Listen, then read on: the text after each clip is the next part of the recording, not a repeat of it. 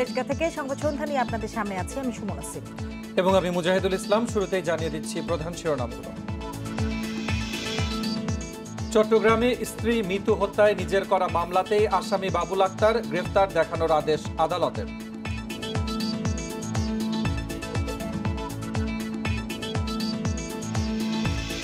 সাবেক DIG prisons Partha Gopal বণিকের ৮ বছরের কারাদণ্ড, জব্দ করা ৬৫ লাখ টাকা বাজেয়াপ্ত।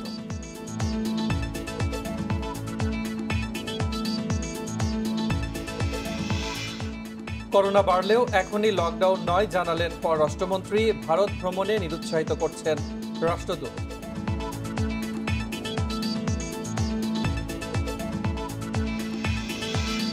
নারায়ণগঞ্জ সিটি নির্বাচনে আইভীর বিরুদ্ধে একের পর এক অভিযোগ তৈমুরের, ভিত্তিহীন। প্রথম দিকে বাবুলকে রেখেছিলেন সন্দেহের তালিকার বাইরে। স্ত্রী হত্যায় বাবুলের করা মামলায় গত বছরের ১২ মে আদালতে চূড়ান্ত প্রতিবেদন দেয় পিবিআই। একই দিন বাবুলের শ্বশুর মোশাররফ হোসেন বাদী হয়ে বাবুল সহ ৮ জনকে আসামি করে মামলা করেন। বাবুলের করা মামলাটি তদন্তের জন্য পিবিআইকে নির্দেশ দেওয়া হলে মামলার তদন্তকারী কর্মকর্তা তদন্ত শেষে বাবুলকে মামলায় আসামি করার আবেদন করেন।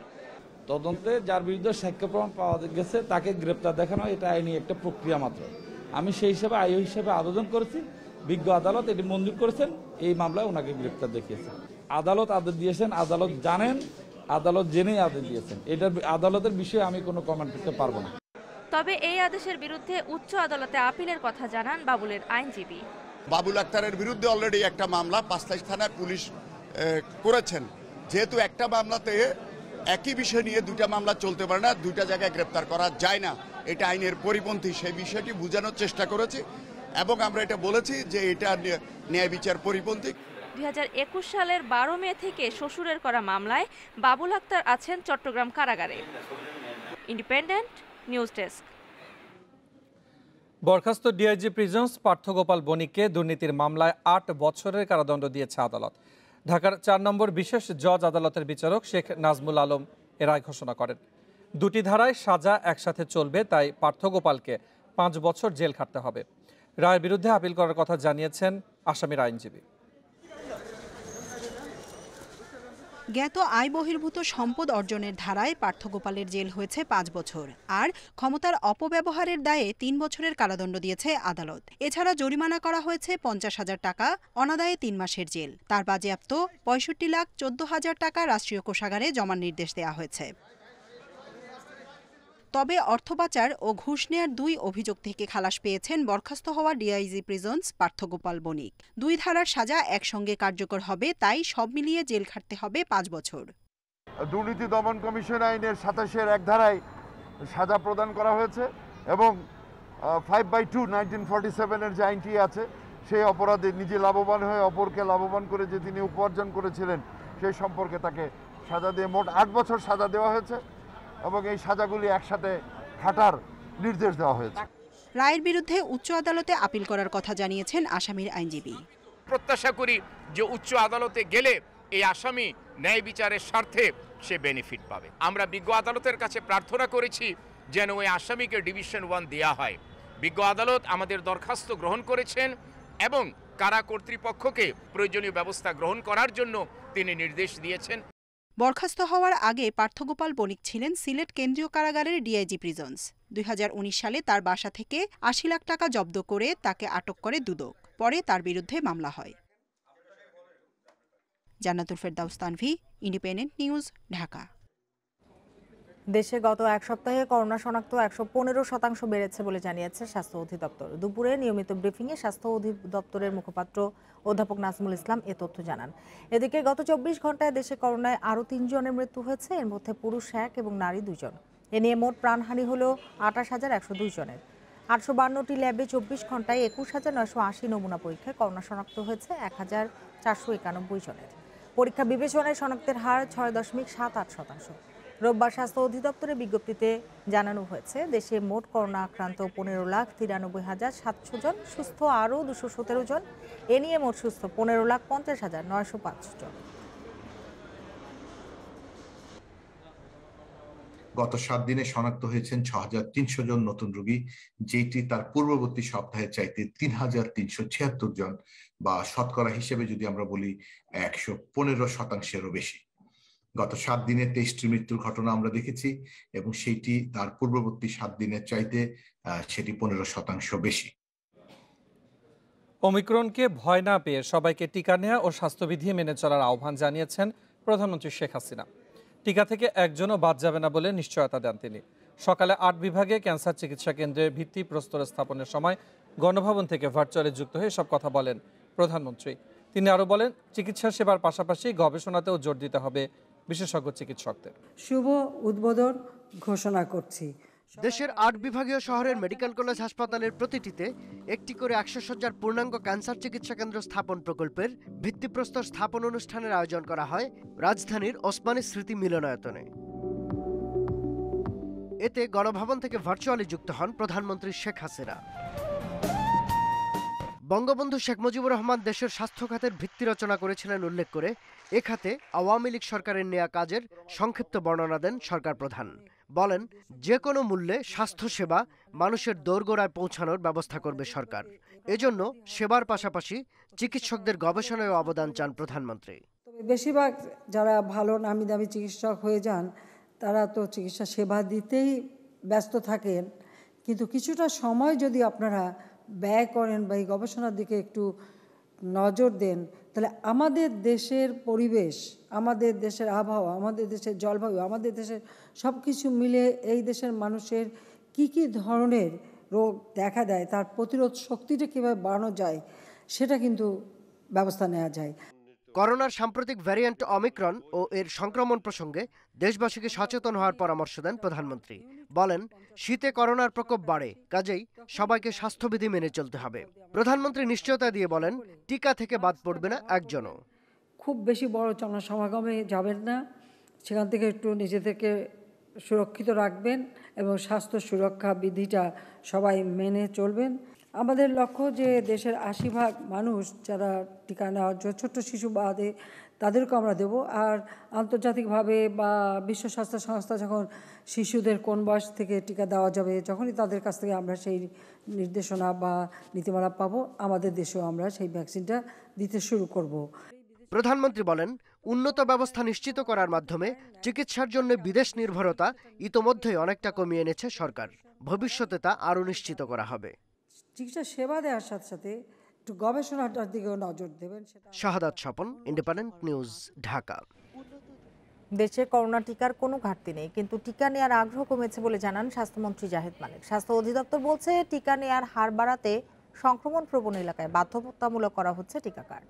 এদিকে ভিন্ন কেন্দ্র থেকেও বুস্টার ডোজ নেওয়া যাবে বলে জানিয়েছে স্বাস্থ্য বিভাগ। করোনা মোকাবিলায় 11 মাস আগে দেশে শুরু হয়েছে টিকা কর্মসূচি। দেওয়া হয়েছে 13 কোটি ডোজ। এরই মধ্যে টিকার আওতায় এসেছেন 7,70,00,000-এর বেশি মানুষ। সবার জন্য করোনা টিকা নিশ্চিত করতে সারা দেশে চলছে গণটিকা কর্মসূচি। প্রতি ওয়ার্ডে 3টি কেন্দ্র থেকে দেওয়া হচ্ছে টিকা।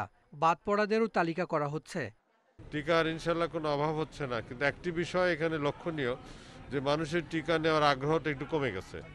তা আমরা সে কারণে বিভিন্ন প্রচারণা করছি, এবং টিকা দেওয়ার জন্য আমরা আগে কমিউনিটি ক্লিনিক পর্যন্ত গিয়েছিলাম, অর্থাৎ ইউনিয়নে 3টি করে জায়গায় 3টি ওয়ার্ডে।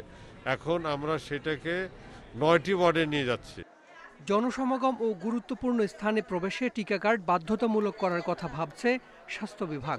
এরই মধ্যে বেশ কিছু উদ্যোগের কথাও ঘোষণা করা হয়েছে। যে সমস্ত জায়গায় সংক্রমণ ছড়ানোর আশঙ্কা থাকে বেশি, সেই সমস্ত জায়গাগুলোতে যখন কেউ যাবেন, ভ্যাকসিনের যাতে সনদ তারা দেখাতে পারেন সেরকম একটা ব্যবস্থা করা হচ্ছে, যা আসলে পরোক্ষভাবে মানুষকে টিকা গ্রহণে উৎসাহিত করবে বলে আমরা মনে করি। বুস্টার ডোজে আগ্রহ বাড়াতে কেন্দ্র বদলেরও সুযোগ দিচ্ছে স্বাস্থ্য অধিদপ্তর। SMS পেলে ভিন্ন জেলাতেও নেওয়া যাবে বুস্টার। তিনি যে কেন্দ্রে রেজিস্ট্রেশন করেছেন সেই কেন্দ্র থেকে যদি তার নামে একটা SMS আসে, তাহলে উনি ওনার নিকটবর্তী যে কোনো কেন্দ্র থেকে বুস্টার ডোজের টিকাটা গ্রহণ করতে পারবেন। দেশে এ পর্যন্ত 21 কোটি ডোজ করোনা টিকা এসেছে। সরকারের হাতে মজুদ আছে 6 কোটির বেশি। Hasan Misbah, independent news, Dhaka. Corona সংক্রমণ বাড়লেও এখনই লকডাউনের কথা ভাবছে না সরকার। ঢাকায় বিদেশি কূটনীতিকদের বুস্টার ডোজ দেওয়া উদ্বোধন করে একথা জানিয়েছেন পররাষ্ট্রমন্ত্রী। আর ভারতের হাই কমিশনার বিক্রম দোরাইস্বামী দিয়েছেন জরুরি প্রয়োজন ছাড়া ভারতে ভ্রমণে না যাওয়ার পরামর্শ। করোনার সংক্রমণ রোধে দেশে চলছে টিকার বুস্টার ডোজ। কর্মসূচিতে নতুন করে যুক্ত হলেন ঢাকায় অবস্থানরত বিদেশি কূটনীতিক ও তাদের পরিবার। রাজধানীর শেখ রাসেল গ্যাস্ট্রোলিভার হাসপাতালে বিদেশিদের বুস্টার ডোজ কর্মসূচি উদ্বোধন করেন পররাষ্ট্রমন্ত্রী ডক্টর এ কে আব্দুল মোমেন। এই সময় তিনি বলেন, ৩১ কোটি টিকা লাইনে আছে, দেশে টিকার সংকট হবে না। যে নতুন ভ্যারিয়েন্ট আসছে তাতে ফ্যাটালিটি খুব কম এবং এটা একটু অসুবিধা হয়, বাট ফ্যাটালিটি কম। সেই কারণে আমরা অর্থনীতিকে অসুবিধায় ফেলতে চাই না, সেই কারণে এখনো পর্যন্ত আমরা লকডাউন নিয়ে চিন্তা করছি। কূটনীতিকদের বুস্টার ডোজ দেওয়ার কর্মসূচিতে টিকা নেন ভারতীয় হাই কমিশনার। এই সময় তিনি ভারত ভ্রমণে বাংলাদেশিদের নিরুৎসাহিত করেন। In India it's increased on a daily basis, the case load is rising very fast. ভারতে ওমিক্রন বাড়ছে, সে কারণে জরুরি প্রয়োজন ছাড়া ভারতে ভ্রমণ না করাই ভালো। আগের নিয়মেই কোয়ারেন্টিন মেনে ভারতে যাওয়ার জন্য স্থলবন্দর খোলা থাকবে, ভিসাও চালু থাকবে। We will maintain, however, visa allocation. গত ২৮ ডিসেম্বর থেকে দেশে টিকার বুস্টার ডোজ দেয়া শুরু হয়েছে। Mahmudul Hasan, independent news, Dhaka. নারায়ণগঞ্জে আইভীর বিরুদ্ধে একের পর এক অভিযোগ করছেন তৈমুর। বলছেন আইভীর হয়ে প্রচার চালাচ্ছেন বহিরাগতরা। নির্বাচন কমিশনের ভূমিকা নিয়েও প্রশ্ন তুলেছেন তৈমুর। তবে এসব অভিযোগ ভিত্তিহীন বলছেন নৌকার প্রার্থী সেলিনা হায়াত আইভী। এদিকে রিটার্নিং কর্মকর্তা জানান, নির্বাচন কমিশনে কোনো অভিযোগ করেননি তৈমুর। বিএনপি প্রার্থী না দিলেও নারায়ণগঞ্জ সিটি নির্বাচনে চলছে টানটান উত্তেজনা। আইভীর প্রতিদ্বন্দ্বী তৈমুর আলম খন্দকারকে নিয়ে স্থানীয় আওয়ামী লীগেই তৈরি হয়েছে বিতর্ক। আবার স্বতন্ত্র এই প্রার্থীর অভিযোগেরও শেষ নেই। বিএনপি থেকে অব্যাহতি দেয়া তৈমুরের অভিযোগ, ভয়ভীতি দেখানো হচ্ছে তার কর্মীদের। এছাড়া নির্বাচন কমিশনের উপরও অনাস্থা জানিয়েছেন তিনি। আমি এখন আর নির্বাচন কমিশনে আর কোনো অভিযোগ দেব না। আমি অভিযোগ দেব, শোনেন, আপনাকে মাধ্যমে আল্লাহর কাছে দিব আর জনগণের কাছে দিব, কারণ তাদের কাছে কোনো অভিযোগ করে কোনো ফল পাইনি এই পর্যন্ত। তবে এসব অভিযোগ উড়িয়ে দিয়েছেন আওয়ামী লীগের মেয়র প্রার্থী সেলিনা হায়াত আইভী। তিনি বলেন, অভিযোগকেই ঢাল হিসেবে বেছে নিয়েছেন তৈমুর আলম। আমার বাবার জনপ্রিয়তা জানতো এবং বিগত 18 বছর যাবৎ উনি আমার জনপ্রিয়তাও জানেন, কিন্তু এখন উনি নির্বাচনে দাঁড়িয়েছে বলে উনি এই অসত্য কথাগুলি বলছে। আমি নেভার এভার কোনো বহিরাগত দিয়ে কোনো কিছু করাই না, কারণ এটা আমার রক্তেই নাই। তৈমুরের এসব অভিযোগ মিথ্যা বলছেন রিটার্নিং কর্মকর্তাও। জানালেন, কোনো অভিযোগ জমা পড়েনি কমিশনে। তারা যখন যা অভিযোগ করছে, আমরা বরঞ্চ সেটা সুব্যবস্থা নেওয়ার জন্য আমরা তাৎক্ষণিক আমাদের অফিসারদেরও পাঠাচ্ছি, আমাদের পুলিশ ফোর্সকে বলছি এবং ম্যাজিস্ট্রেটদেরও বলছি। ব্যবস্থা পাচ্ছে না এরকম কোনো অভিযোগ আমরা এখনো লিখিতভাবে পাইনি। 16 জানুয়ারি নারায়ণগঞ্জে সুষ্ঠু ও নিরপেক্ষ নির্বাচন হবে বলে আশ্বাস দিয়েছে নির্বাচন commission. Adilur Rahman, independent news, Narayanganj. 5 ধাপের ইউপির ভোটে জামানত বাজেয়াপ্ত হয়েছে নৌকার 94 চেয়ারম্যান প্রার্থী। সর্বনিম্ন 42 ভোট পেয়েছেন তাদের একজন। 3704 ইউনিয়নের অর্ধেকেই পরাজিত হওয়ায় ফল নিয়ে উদ্বিগ্ন আওয়ামী লীগ। কেন্দ্র বলছে, ভোট শেষে ফল বিশ্লেষণ করে এবার কঠোর পথেই হাঁটবেন তারা। ঝিনাইদহের ফলসিতে 5ম ধাপের ইউপি নির্বাচনে মাত্র 42 ভোট পান নৌকার প্রার্থী, অথচ এখানে ভোটার প্রায় 10,500। ফরিদপুরকে আওয়ামী লীগের ঘাঁটি বলা হলেও চরমোনাইয়ে নৌকার প্রার্থীর ভোট 56। কুষ্টিয়া সদরের 11 ইউপির 10টিতেই হেরেছে দলটি। জামানত হারিয়েছেন 3 প্রার্থী। পুরো ইউনিয়ন আওয়ামী লীগ, ওয়ার্ড আওয়ামী লীগ সহ সবাই বিদ্রোহী প্রার্থীর বা আওয়ামী লীগ বিদ্রোহী যে প্রার্থী ছিল তার নির্বাচন করেছে। জেলা কমিটির একটা সিদ্ধান্ত হয় যে আমাকে আনকন্টেস্টে পাশ করানো হবে, ওই 2 জনকে বসিয়ে দিয়ে তারপরে সেই সিদ্ধান্ত কার্যকরী হয়নি। 5ম ধাপ পর্যন্ত ফল বিশ্লেষণে দেখা গেছে জামানত বাজেয়াপ্ত হয়েছে অন্তত 100 আওয়ামী লীগ প্রার্থীর। এতে বিব্রত দলটির কেন্দ্রীয় নেতারা। এখানে যে তৃণমূল থেকে যে রিপোর্টটা আসে ওইখান থেকেই গলমিতে করে দেয়। আমরা গাইডলাইনটা নিয়ে হলো যে তৃণমূল যে দেবে সেইটা ইন্টেলিজেন্সের যে রিপোর্টটা সেইটা আমরা তো আর তৃণমূলে ওখানে যাই ওই ক্যান্ডিডেট কেমন এটা তো আমাদের পক্ষে জানা সম্ভব না। এই রিপোর্টের উপরই আমাদের সব কিছু যায়। সেখানে রিপোর্ট যদি প্রপারলি না হয় সেখানে এই ঘটনাগুলো ঘটে। এ পর্যন্ত হওয়া ৩৭০৪ ইউপির ভোটে নৌকা জয় পেয়েছে ১৬৭৭টিতে, আর স্বতন্ত্র প্রার্থীরা জিতেছেন ১৬০১ ইউপিতে। তাদের বেশিরভাগই আবার আওয়ামী লীগের বিদ্রোহী প্রার্থী।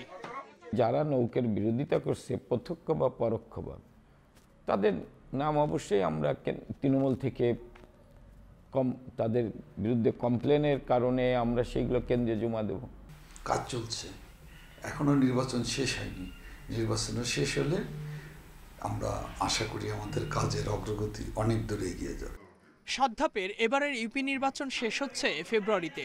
এরপর বিদ্রোহী প্রার্থী ও তাদের মদতদাতাদের তালিকা করে তা দেয়া হবে আওয়ামী লীগ সভাপতি শেখ হাসিনার কাছে।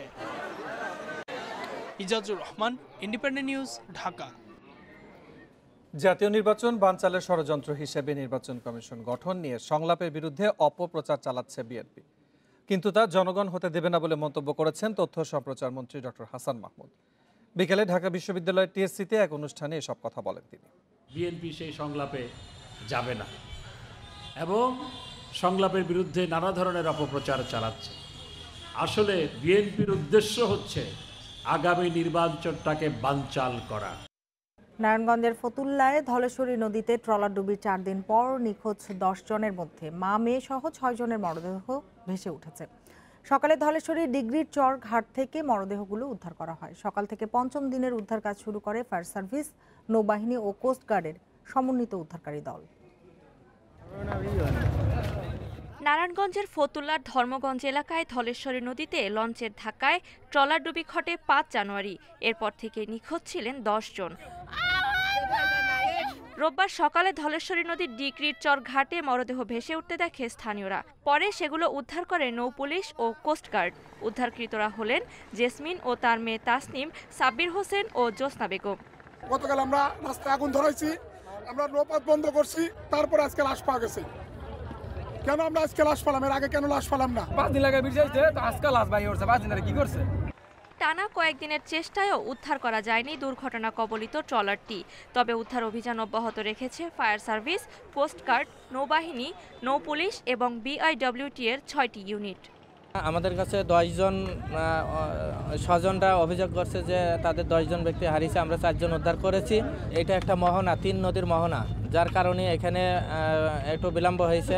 তাছাড়া এখানে স্পেসিফিক যে ট্রলারটা কোথায় ডুবেছে এই ধরনের সন্ধান আমরা প্রথম স্টেপে কারোর কাছে এই ধরনের সন্ধান আমরা পাইনি। এটাও একটা বিলম্বর কারণ আর কি। ৫ জানুয়ারি এমভি ফারহান ৬ নামের লঞ্চের ধাক্কায় ট্রলারটি ধলেশ্বরীতে ডুবে যায়। এ সময় ট্রলারে অন্তত ৩০ জন যাত্রী ছিল। তাদের বেশিরভাগই সাঁতরে তীরে উঠতে সক্ষম হয়। Independent news desk. ৪ লেন হচ্ছে রামপুরা আমুলিয়া ডেমরা সড়ক। মূল সড়ক নির্মাণে খরচ ধরা হয়েছে ২১০০ কোটি টাকা। এর পুরোটা দিচ্ছে চীনা কনসোর্টিয়াম কোম্পানি, আর অফিস স্থানান্তর ও জমি অধিগ্রহণে সরকার দিচ্ছে ১২০০ কোটি টাকা। দুপুরে রাজধানীর একটি হোটেলে এই নিয়ে চুক্তি করেছে সড়ক ও জনপথ অধিদপ্তর। রামপুরা আমুলিয়া ডেমরা ১৩.৫ কিলোমিটার দৈর্ঘ্যের সড়কটি ৪ লেনে উন্নীত করতে একটি চীনা প্রতিষ্ঠানের সঙ্গে চুক্তি করেছে সড়ক ও জনপথ অধিদপ্তর। চুক্তিমতে প্রকল্পটি নির্মাণের সময় ধরা হয়েছে ৪ বছর, আর বিনিয়োগ তুলে নিতে কোম্পানিকে সময় দেওয়া হবে ২১ বছর। সহায়ক প্রকল্পের ব্যয় ১২০০ কোটি টাকা। প্রকল্প বাস্তবায়নে প্রায় ২৬ হেক্টর জমি অধিগ্রহণ করা হবে, যার জন্য বরাদ্দ রয়েছে প্রায় ৭০০ কোটি টাকা। ৯ মাসের মধ্যে আমাদের একটা বাধ্যবাধকতা আছে সব রেডি করে দেয়া। তো এর মধ্যে কন্ট্রাক্ট সাইনিংয়ের পরে যারা আমাদের প্রাইভেট ইনভেস্টর তারা তাদের ফাইন্যান্স এনশিওর করবে। কোনো ফাইন্যান্সিয়াল অর্গানাইজেশনের সাথে তারা চুক্তি করবে এই কাজটা বাস্তবায়নের জন্য। সেটা সেই পর্যায়ে শেষ হলে সেটাকে বলে কমার্শিয়াল ক্লোজার আর কি। কমার্শিয়াল ক্লোজারের পরে মূলত কাজ শুরু হবে। সড়ক পরিবহন ও মহাসড়ক বিভাগের সচিব জানান, সব মিলিয়ে খরচ হবে ২১০০ কোটি টাকা। এর মধ্য থেকে জমি অধিগ্রহণের ৭০০ কোটি টাকা দেবে সরকার। সার্ভিস লেন সহ সড়কটি হবে এক্সপ্রেসওয়ে। বনশ্রী হয়ে যে আপনি যে সিলেট চট্টগ্রাম রোডে যাবেন, একটা নতুন নিউ কিন্তু অ্যালাইনমেন্ট। আমরা যদি মনে করি ঢাকা মহানগরী যে যানজট পরিস্থিতির কথা যদি চিন্তা করি, সেক্ষেত্রে কিন্তু এটাও কিন্তু একটা মাইলস্টোন হিসাবে কিন্তু এটা কিন্তু কাজ করবে আমি মনে করি। কারণ আমি আগে প্রথমে বলেছি যে এখানে কিন্তু আমাদের এক্সিস্টিং কোনো মানে রোড নেই, কিন্তু এটা নিউ অ্যালাইনমেন্টে টোটালি অধিগ্রহণ করে এটা করা হবে। 4 লেনের সড়কটি বাস্তবায়ন হলে এ পথে ঢাকা চট্টগ্রাম এবং ঢাকা সিলেট মহাসড়কের সাথে সংযোগ হবে, আর দিনে চলাচল করতে পারবে অন্তত 40,000 যানবাহন। আল আমিন হোসেন, ইন্ডিপেন্ডেন্ট নিউজ, ঢাকা। বাজারের রুখিয়ায় রোহিঙ্গা ক্যাম্পের আগুনে পুড়ে গেছে কয়েকশো ঘর ও দোকানপাট। তবে এ ঘটনায় হতাহতের কোনো খবর পাওয়া যায়নি। বিকেল 5টার দিকে উখিয়ার শফিউল্লাহ কাটা 16 নম্বর রোহিঙ্গা ক্যাম্পের একটি ঘরে আগুন লাগে, পরে তা ছড়িয়ে পড়ে আশপাশে। ফায়ার সার্ভিসের 8টি ইউনিট ঘটনাস্থলে পৌঁছে আগুন নেভানোর কাজ শুরু করে। প্রায় 1.5 ঘন্টার চেষ্টায় নিয়ন্ত্রণে আসে পরিস্থিতি। এর আগে গত 2 জানুয়ারি উখিয়ার 20 এক্সটেনশন রোহিঙ্গা ক্যাম্পে একটি করোনা আইসোলেশন সেন্টারে আগুন লাগে। এছাড়া গত বছরের 22 মার্চ উখিয়ায় 3টি রোহিঙ্গা ক্যাম্পে আগুনে 11 জনের প্রাণহানি ঘটে। পুড়ে যায় 10,000-এর বেশি ঘর, ক্ষতিগ্রস্ত হয় 2 লক্ষাধিক রোহিঙ্গা।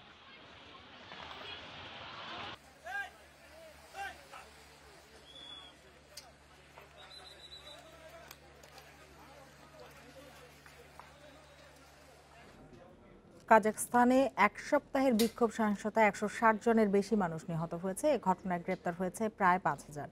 দেশটির স্বাস্থ্য মন্ত্রণালয়ের বরাত দিয়ে এ তথ্য দিয়েছে রুশ বার্তা সংস্থা স্পুতনিক। দেশটির স্বরাষ্ট্র মন্ত্রণালয় প্রাথমিকভাবে ধারণা করছে সহিংসতায় ক্ষয়ক্ষতির পরিমাণ $198 মিলিয়ন।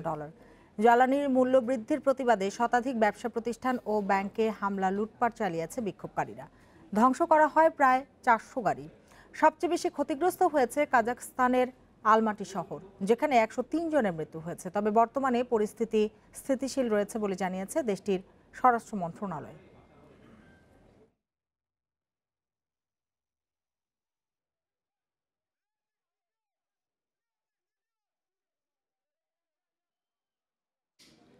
ক্রাইস্টচার্চ টেস্টের শুরুতেই হতাশা।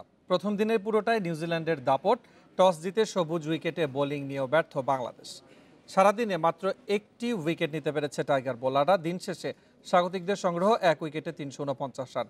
ল্যাথাম 186 ও কনওয়ে অপরাজিত আছেন 99 রানে।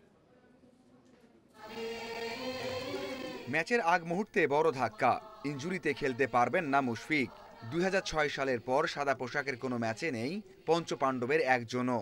মাহমুদুল জয়ের জায়গায় 100তম টেস্ট ক্যাপ পেয়েছেন নাইম শেখ, সুযোগ পেলেন সোহানো। ধাক্কার মাঝে স্বস্তি, গুরুত্বপূর্ণ টস জয়। তারপরেও শান্ত সকালটা হতাশায় কেটেছে। ক্রাইস্টচার্চের সবুজ উইকেটের সুবিধা নিতে পারেননি 3 টাইগার পেসার। যদিও 1 ওভারে 2 বার লেইথামকে ফেরানোর সম্ভাবনা তৈরি করেছিলেন ইবাদত। রিভিউ আর ক্যাচ মিসে উইকেট আসেনি। 2 ওপেনার টাইগার বোলারদের শাসন করেছেন, রান তুলেছেন ওয়ানডে স্টাইলে। শরীফুল যখন বাংলাদেশকে ব্রেক থ্রু এনে দেন, ততক্ষণে স্কোরবোর্ডে নিউজিল্যান্ডের রান 148। চাপ ধরে রাখা যায়নি। কনওয়ে এসে সেট হয়েছেন, রানের গতিও বাড়িয়েছেন। স্পিন ভেরিয়েশনে সুবিধা করতে পারেননি মিরাজ শান্ত। তাতে 2 কিউই ব্যাটার গড়তে থাকেন আরও একটা বড় পার্টনারশিপ। সেঞ্চুরি পেরিয়ে লেইথাম পৌঁছে যান 150-এ। বাংলাদেশের বিপক্ষে 9 ইনিংসে তৃতীয় সেঞ্চুরি তার। কনওয়ে তুলে নেন 50, তাতে পার্টনারশিপ 150 ছাড়াই। নিউজিল্যান্ড 1 উইকেটে পৌঁছে যায় 300-তে। শেষ 10 ওভারে আরও আগ্রাসী ব্যাটিংয়ে 50 রান তুলেছেন 2 ব্যাটার। 99 রানে কনওয়ে আর 186 রানে অপরাজিত আছেন লেইথাম। অবিচ্ছেদ্য 201 রানের পার্টনারশিপে চরম হতাশার একটা দিন কেটেছে বাংলাদেশের। Mazharul Islam, independent news. সবুজ উইকেটে যে লাইন লেন্থে বল করতে হতো সেটা পারেনি বাংলাদেশ পেসাররা। ক্যাচ মিসও হয়েছে সুযোগ কাজে লাগিয়ে। প্রথম দিনেই রান পাহাড়ে নিউজিল্যান্ড। তারপরও দ্বিতীয় দিনে ঘুরে দাঁড়ানোর প্রত্যাশা পেস ও স্পিন বোলিং কোচের। প্রথম দিনেই স্কোর বোর্ডে 349। সিরিজে পিছিয়ে পড়া নিউজিল্যান্ড টেস্টের শুরুতেই চাপে ফেলেছে বাংলাদেশকে। 4-এর কাছাকাছি রেখেছে রান রেট। উইকেটও পড়েছে মাত্র 1টি। 50 করে ফিরেছেন ইয়াং। অধিনায়ক লেইথাম ডাবল সেঞ্চুরির পথে, আর কনওয়ে সেঞ্চুরি থেকে মাত্র 1 রান দূরে। কয়েকদিন আগে ইতিহাস গড়া টাইগার বোলাররা হঠাৎই তেজ হারিয়েছেন। লম্বা সময় লাইন লেন্থ ধরে রেখে বল করতে পারেননি পেসাররা। ফিল্ডিংয়ে ছিল সিরিয়াসনেসের অভাব, যার সুযোগ পুরোপুরি কাজে লাগিয়েছেন লেইথাম, কনওয়ে, ইয়াং। শেষ সপ্তাহে আমরা যা করেছি তেমন কিছু করতে পারিনি। উইকেট কন্ডিশন অনুযায়ী বল করতে পারেনি বোলাররা। লাইন লেন্থ কিছুই ঠিক ছিল না, তবে কনওয়ে আর লেথামো দুর্দান্ত খেলেছে। একটা মাত্র উইকেট নিয়েছেন পেসার শরীফুল, যে ইবাদত ছিলেন প্রথম টেস্টের নায়ক। 114 রান দিয়ে এখনো উইকেট শূন্য। স্পিনার মিরাজও সাফল্যহীন। এটা অতি আত্মবিশ্বাস নয়, উইকেট কন্ডিশনের সাথে মানিয়ে নিতে সমস্যা হচ্ছে। আমার মনে হয় দ্বিতীয় দিন শুরুটা ভালো হলে টেস্টে ফিরে আসা সম্ভব। সত্যি বলতে খারাপ একটা দিন গেল। পেসাররা এমন উইকেটে সুবিধা করতে পারেনি, স্পিনাররাও চাপে ফেলতে পারেনি। আমি বিশ্বাস করি নতুন দিনে ভালোভাবে কামব্যাক করবে দল। মুশফিক না থাকা বড় ক্ষতি, তবে দলের আত্মবিশ্বাসে চির ধরেনি বলছেন গিবসন। টাইগার 2 কোচের বিশ্বাস, দ্বিতীয় দিনের প্রথম সেশনে দুর্দান্ত কিছু করা গেলে ঘুরে দাঁড়াতে পারবে বাংলাদেশ। Mazharul Islam, independent news. রহমতগঞ্জকে 2-1 গোলে হারিয়ে ফেডারেশন কাপের চ্যাম্পিয়ন আবাহনী। মৌসুমের প্রথম 2 ট্রফি জিতে ঘরোয়া শ্রেষ্ঠত্ব পুনরুদ্ধারের পথে এগিয়ে গেল ধানমন্ডির জায়ান্ট। কমলাপুর স্টেডিয়ামে প্রায় সমান তালে লড়েছে দুদল। কাঙ্ক্ষিত সাফল্য আসে প্রথমার্ধের যোগ করা সময়ে। আবাহনীকে এগিয়ে দেন ড্যানিয়েল কলিন্ড্রেস। ডি বক্সের বাইরে থেকে দারুণ ফিনিশিং কোস্টারিকান তারকার। বিরতি থেকে ফিরে ব্যবধান দ্বিগুণে খুব বেশি সময় নেয়নি আকাশী নীল। ঘন্টা পার হতেই গোল করেন নাবিব নেওয়াজ জীবন। 70 মিনিটে 1 গোল শোধ দিয়ে ম্যাচ জমিয়ে দেন ফিলিপ আজহা। তবে বাকি সময়ে আর বিপদ ঘটতে দেয়নি আবাহনীর রক্ষণ। দেশে প্রথমবারের মতো পেশাদার বিলিয়ার্ড ও স্নুকার টেবিল বসেছে রাজধানীর বনানী ক্লাবে। দ্রুততম সময়ে 4টি টেবিল বসানোর কাজটি করেছেন বেলজিয়ামের প্যাসকেল জোসেফ। নির্মাতা প্রতিষ্ঠানের পক্ষে এই কাজটি করেন তিনি। বাংলাদেশে স্নুকার ও বিলিয়ার্ড দিন দিন জনপ্রিয় হলেও পেশাদার টেবিলের অভাব ছিল এতদিন। বিশ্বকাপ সহ আন্তর্জাতিক বিভিন্ন আসরে টেবিল সেট আপ করলেও এশিয়াতে এই প্রথম কাজ করলেন Pascal Joseph.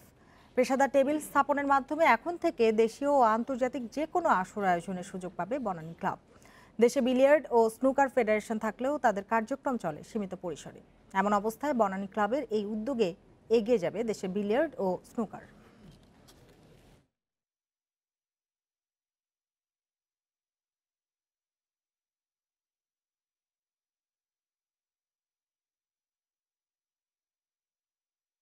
We were actually glad to be here.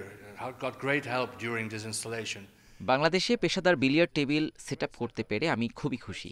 খেলাটায় আন্তর্জাতিক মানে পৌঁছাতে গেলে ভালো বিলিয়ার্ড টেবিল জরুরি। বনানী ক্লাব সেটা করেছে। এর মাধ্যমে বাংলাদেশের বিলিয়ার্ড খেলোয়াড়রা উপকৃত হবে। A professional player on the tour, you never know. ধন্যবাদ জানাচ্ছি আমাদের মাননীয় প্রেসিডেন্ট মিস্টার রুবেল আজিজকে। ওনার উদ্যোগে আমাদের এই ইন্টারন্যাশনাল মানের একটা setup snooker and billiard setup আমরা এখানে পেয়ে গেছি। আমরা এখন প্রস্তুত আমাদের স্নুকার টুর্নামেন্টের জন্য, ন্যাশনালি বলেন ইন্টারন্যাশনালি বলেন। আর এই ছিল আজকের সংবাদ সন্ধ্যা। এছাড়া ইন্ডিপেন্ডেন্ট টেলিভিশনের সব খবর বিস্তারিত জানতে চোখ রাখুন ফেসবুক, ইউটিউব, টুইটারে। ধন্যবাদ এতক্ষণ সাথে থাকার জন্য।